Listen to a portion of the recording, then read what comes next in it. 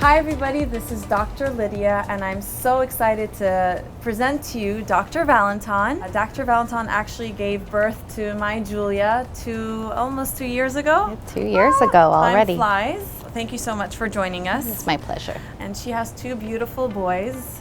And I was just, how old are they? They're 8 and 10 years old. Wow, and she's super mom. Like, she's a doctor and she takes such amazing care of her patients. And how do you do it? Well, you know, I have a lot of support from my husband. He's super dad in my opinion, and really our relationship is one of trust, and I think that, you know, it takes 2 and almost a village. We also have lots of family. So get a lot of help.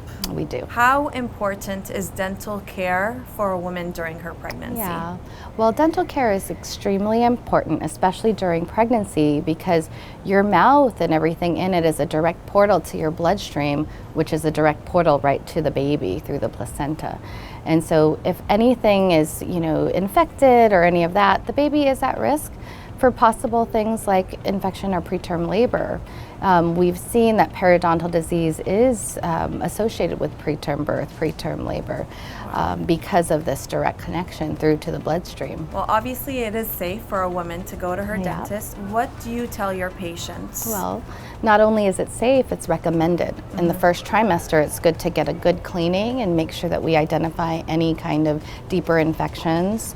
And to maintain good dental hygiene throughout the course of their pregnancy. Remember how I got a dental infection? Yes, I know, so you lost a tooth. I lost a tooth.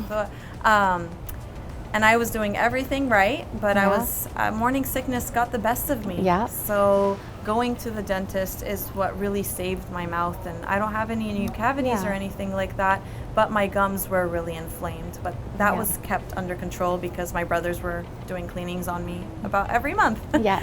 So I recommend to my patients to visit their dentist about twice during their pregnancy. I agree with that recommendation, mainly because when you are pregnant, it also puts you at risk for issues with your mouth. I mean, not only do you have morning sickness, you might be having some, you know, throwing up, and your mouth is exposed to more acid. And it's that acidity that causes the disease. Correct.